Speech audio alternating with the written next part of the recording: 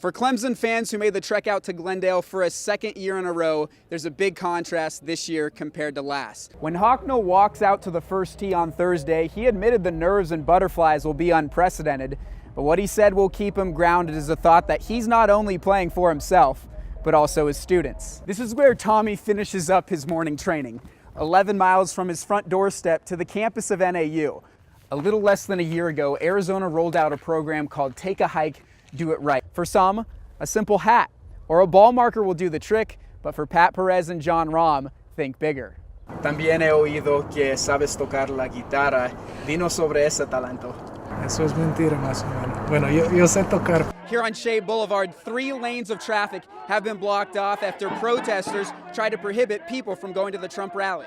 74% of ASU hockey's roster is underclassmen. It makes sense. It's a program in year 2 of existence. There are only 2 other goalies in NHL history, Johnny Bauer and Manny Legacy, who were older than Smith at the time of their first All-Star selection. The only unfamiliar part of Ohio State's visit to Arizona this time around is where it's practicing. Generally, it's Pinnacle High in Phoenix, here at TPC Scottsdale, and the Pro-Am is underway as we speak. Tons of celebrities out on the course: Jerry Rice, Mark Wahlberg, Bo Jackson.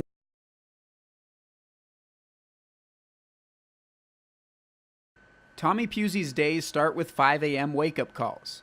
Most often to study for a physical therapy doctorate he expects to complete at NAU this spring. Yeah, that Scandinavian model of a 30-hour work week looks pretty good. Other times it's to shovel the driveway so his wife and 3 daughters aren't snowed in all day. By 7 a.m., he begins an 11-mile commute on foot to the rehab facility where he works. You know, running 130 miles a week and then trying to have some kind of meaningful relationship with not only the kids but with my wife. Of course it could be tough sometimes with the sacrifices and the time that he's gone, but I think just alone him pursuing his dreams and having our children be able to see a parent that's so dedicated to that goal, I think is just incredible. Once he finishes his degree, Pusey will turn his focus to the pursuit of a childhood dream, the Olympic trials for the 2020 Tokyo Olympics. Ditching the knee-deep snow back in Flagstaff will be an important part of Pusey's training for the Olympic trials. His workouts will become more pace-focused, which means shedding a few layers of clothing and finding a lower elevation, like 30 miles south here at Camp Verde. He runs to school and back every day, which is great for volume, but it's not necessarily great for speed. So if he could find a way to get out and do some real specific workouts specific to the pace that he needs to run to get to the trials, I think that would help him. 2 hours, 19 minutes is the eventual target time for Pusey, a pace he was just over at his recent win. In Flagstaff, Jake Garcia, Cronkite News. The Waste Management Phoenix Open is a spectacle all its own. What's eluded the tournament, though, is a sub-60 round. Phil Mickelson came the closest recently with a 60 in 2013. They lipped out on 9 for a 59, and that would have been awesome to see, having Phil shoot a 59, being a local favorite. The thought of someone going exceptionally low this weekend is at the forefront.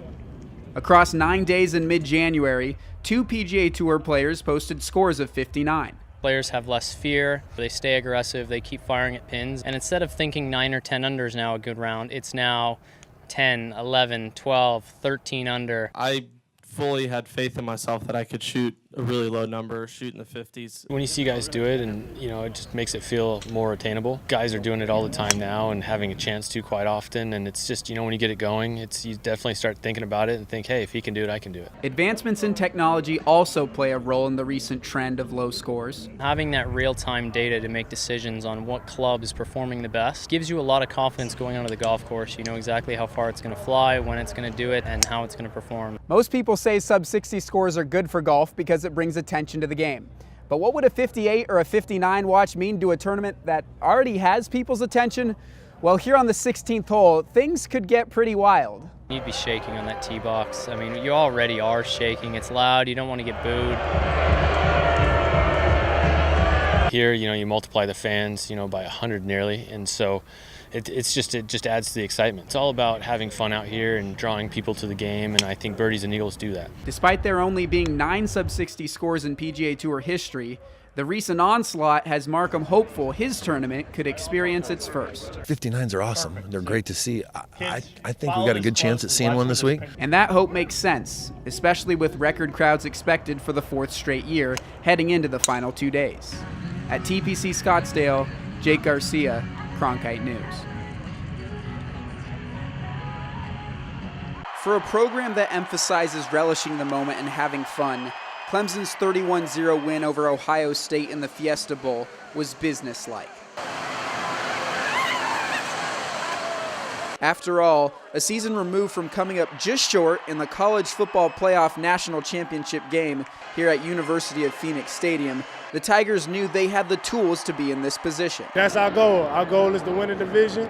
Our goal is to win the first game and win the closing. So we complete all those goals, we'll find our way back to the playoffs. I mean, we're obviously expecting to win. I thought it was interesting. Everyone was like, all right, we already booked our hotel room for Tampa, so y'all got to get back. With the type of foundation that we have in place in our program, the type of young men that we have, the commitment, we have a culture and a winning foundation that breeds consistency.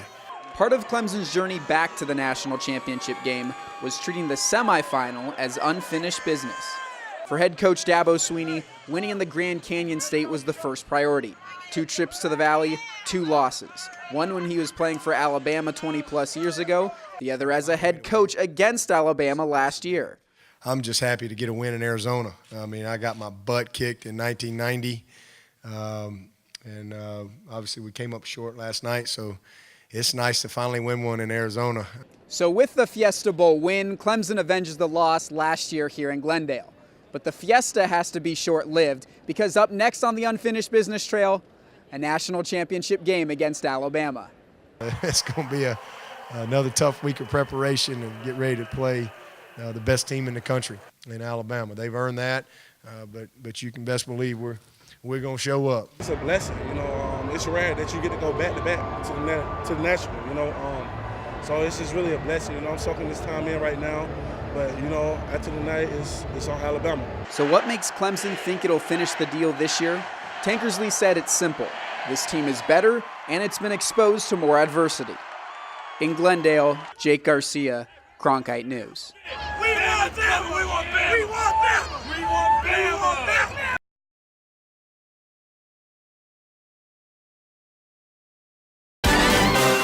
From our downtown Phoenix studios, good afternoon, everybody, and welcome into Cronkite Sports Live. Alongside Alex Capriello, I'm Jake Garcia. Yeah, a lot of memorable Sun Devil moments this year, but let's start with a memory that ASU fans can't erase quickly enough. The football season. A promising start turned into a predictable finish, and here we sit, Alex, witnesses of a team that spiraled out of control down the stretch.